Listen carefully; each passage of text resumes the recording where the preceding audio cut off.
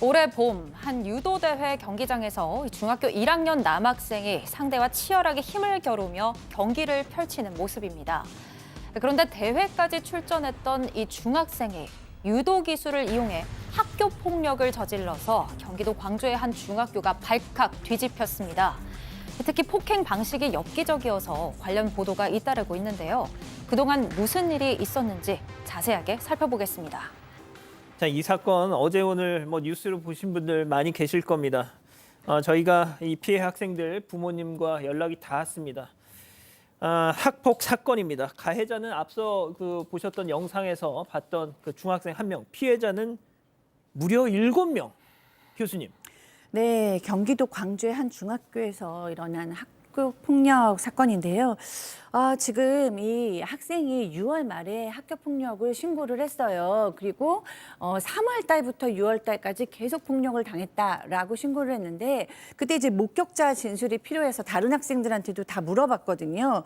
그랬더니 우리도 저 사람 저애 당했어요. 나도 당했어요. 나도 당했어요. 이러면서 7명으로 피해자가 는 거예요. 6명은 같은 반이었고 1명만 다른 반이었습니다.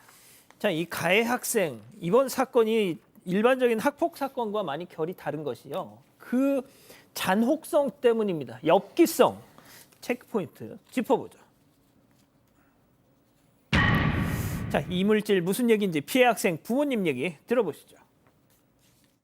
내가 하루는 또 식탁에 앉아서 밥을 먹으려고 이제 왔는데 코가 아프다고 계속 코가 아프대요. 이러면서 아파갖고 애가 힘들어하더라고요. 그래서 너 야채 잘 안 먹고 편식하니까 계속 맨날 젤리만 먹고 이러니 변비가 또 된통 온 거라고. 그랬더니 이제 이번 사건을 계기로 해서 물어보니까 머리 맞고 뭐 몸도 맞고 그리고 자기 백초크 걸어서 기절시켰다고. 그리고 애를 뒤집어서 바지를 벗겨갖고 대걸레로 을 찔렀다고 하더라고요. 아니, 뭔 소리예요 도대체? 이게 진짜 폭력의 정도가 너무 또 잔혹해서 저도 전해드리면서 좀 안타까운데 피해 학생 진술에 따르면 네임패드로 이제 쿡쿡 찌르기도 했다고 하고요. 형광펜에 테이핑을 감아서 바지 입은 상태에서 신체 부위를 또 찌르기도 하고 빗자루로 쑤시고 바지를 벗기고 대걸레 자루로 신체 부위를 찔렀다고 합니다. 아이가 이 엉덩이 부위가 좀 아프다고 했었는데 알고 보니까 이 가해 학생의 충격적인 행각 때문이었던 겁니다. 가해 학생은 자신이 배우는 유도 기술로 그 목조림 기술인 백초크를 이용해서 기절시키고요. 그만하라고 했는데 목을 졸랐다고 합니다. 또 바지 벗기고 입과 코에 캔디도 넣었다고 합니다. 피해 학생들의 진술과 주장에 따르면요. 친구 엉덩이에 사인펜을 꽂고 장난치라고 시키거나 쉬는 시간에 이 마주치면 그냥 뺨을 때립니다. 그래서 너가 왜 맞는 것 같아? 라고 물어보고요. 왜? 라고 대답하면 이유 없어 라고 때렸다고 합니다. 칠판 앞에 한 피해 학생을 서게 한 후에 병뚜껑을 던지려 해서 피하다가 모서리에 머리를 찍혀서 또 피가 났는데 그런 걸로 아픈 척하지 말라면서 반대편 머리를 또 때렸다고 하고요. 이 외에도 배를 걷어 차이고 꼬집 피고 물을 맞고 때리는 폭행 등이 이루어졌고 수시로 욕설하고 폭언 등이 이어졌다고 합니다. 지금 저 빨간 원 안에 있는 중학교 1학년짜리 유도 선수 학생이 저지른 그 행위들을 지금 전해드리고 있습니다. 야, 너 왜 맞는 것 같아? 한 대 때리고 나서 야, 너 왜 맞는 것 같아? 왜? 그럼 더 때리고 말이죠. 자, 이 가해 학생 학폭 학교 밖에서도 이어졌습니다. 또 다른 피해 학생 부모님 얘기 들어보시죠. 그냥 걔가 그 무인 편의점에 오자마자 저희 아이를 폭행을 하잖아요.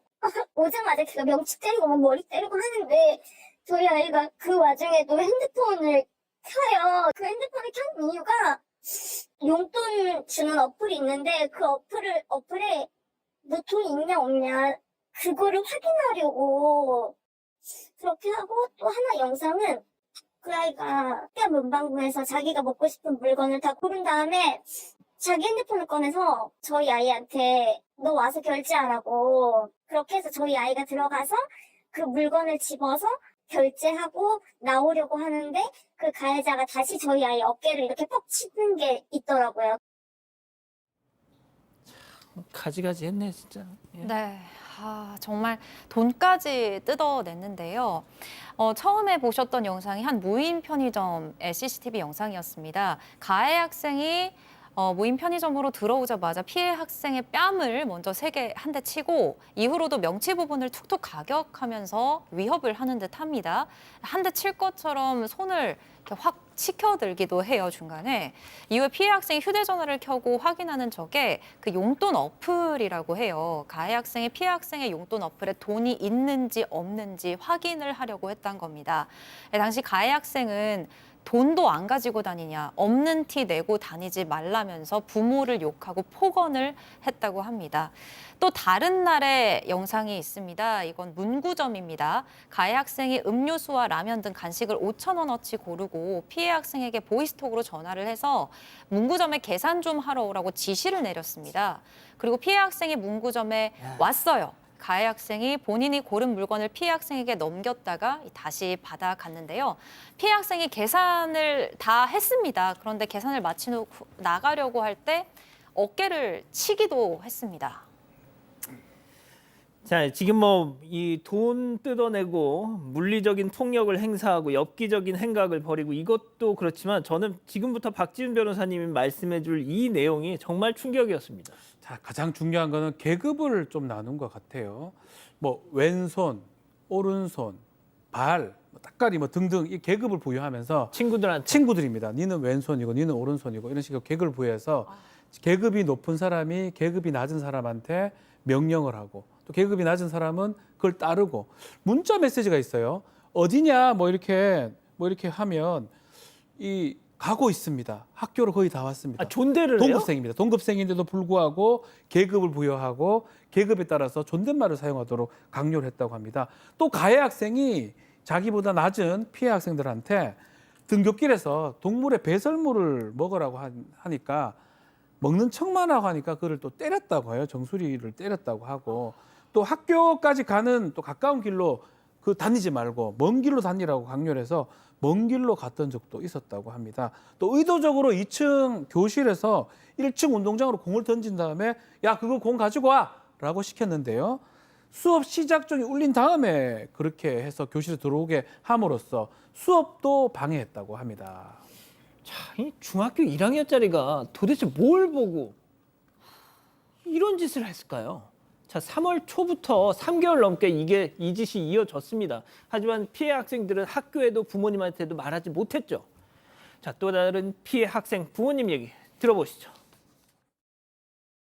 근데 어느 날 그 우리 뒤에 오금 그 시커멓게 먹는 게 있어가지고 그때부터 좀 이상하다 해서 막 애들 본인은 추궁당하는 것 같았나 봐요. 얘기를 안 하더라고요. 놀다가 그랬다고 학교에서 좀 심하게 그랬다고. 근데 애가 계속 팔이며 다리며 멍이 들어오고. 아이가 좀 공포심을 가지고 있거나 뭐 그래서 얘기를 안 한 건가요? 네, 보복이 무서웠다고. 뭐 같이 노는 친구들이 뭐 좋든 싫든 있었을 거 아니에요. 네, 그 무리에 이제 끼어야만 안 맞을 수 있고 보복 안 당할 수 있고 막 이런 거. 자, 교수님. 네, 그러니까 이제 아이들이 다 이제 팔이나 다리에 멍이 들어오는 거예요. 그러니까 엄마 아빠가 알 수 있잖아요. 그래서 예. 너 왜 멍이 들어오니? 그러면은 뭐 친구랑 부딪혔어요. 놀다가 넘어졌어요. 막 이렇게 얘기를 했어요. 그리고 이제 또 어떤 부모님께서는 어떤 경우가 있었냐면 나중에 이 정말 하나도 모르고 있었대요. 근데 식당에 가서 밥을 먹고 있다가 저기 TV에서 이 사건이 나오는 걸 봤는데 거기에 나오는 피해자 아이의 멍이 우리 아이의 팔에 난 멍하고 너무 비슷한 거예요. 어이, 네, 그래갖고 집에 가서 이제 추궁을 해서 보니까 뉴스를 보고 뉴스를 보다가요. 식당에서 뉴스를 보다가 그래서 보니까 우리 아이도 피해자였던 겁니다. 그러니까 아이들이 이 보복도 무섭고 또 세상에. 부모님들이 걱정할 것도 싫고 이러니까 얘기를 못 하던 거예요. 지금 뭐 게다가 또 가해 학생은 애들한테 이런 말까지 했대요. 우리 엄마가 학교 운영위원이라서 학교는 나한테 함부로 할 수가 없다. 이렇게 얘기를 했대요. 그랬더니 애들이 안 그래도 힘도 센데 이렇게 엄마까지 힘이 있다니까 위축돼가지고 더 얘기를 못했다고 합니다. 자, 이게 어제 이 가해 학생은 강제 전학 조치가 내려졌습니다. 학부모들은 이 가해 학생층의 대응에 그런데 실망하고 더 분노하고 계십니다. 당연히 학폭위가 열리고요. 학폭위에서 강제 전학 조치 뭐 중학교가 사실 의무교육이니까 가장 중한 처분에 해당한다고 봐도 무방한데요. 문제는 가해 학생의 아버지의 글이 조금 문제가 됩니다. 이런 얘기를 합니다. 뭐 잘못했으니까 달게 처벌받거나 책임을 지겠다라고 하면서 이런 얘기를 합니다. 중학교 졸업한 사람들 남자 중학교 다 알지 않느냐. 뭐 이렇게 다 좀 신체 뭐 부위도 좀 찌르고 어릴 적 친구도 바지도 내리고 도망가고 이런 행동 당연히 하는데 이거를 성추행이라고 하면 좀 그렇지 않느냐, 표현이 잘못된 거 아니냐라고 얘기하면서 아니 근데 이게 사과문 맞아요? 사과문이라고 한 건데 저런 내용이 들어가 있습니다. 잘못을 사과하고 용서를 비는데 왜 그걸 받아주지 않느냐, 잘못된 거 아니냐라고 얘기를 하고 있고요. 아니 또 사과를 하는데 받아줘야 될 거 아니냐? 그렇게 얘기를 하고 있습니다.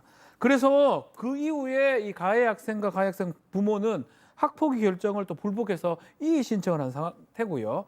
그렇기 때문에 피해 학생 부모들이 진심으로 이게 사과하는지 궁금하다. 행정심판 집행정지 신청을 왜 하는지 사실 모르겠다. 불복 아니냐라고 얘기하면서 결국 안 되겠다면서 국회에 국민동의를 청원을 했고요. 이 가해 학생, 뭐 중학교 학생이긴 하지만 형사 고소를 한 상황이라고 합니다.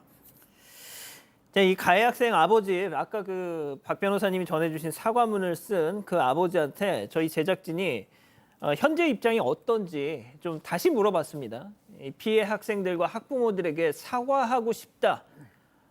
아이도 진심으로 반성하고 있다. 하지만 그 밖의 입장은 공개되길 원치 않는다라고 했습니다. 저희 제작진이 통화도 했는데 그 통화를 인용하는 것도 원치 않으셨습니다.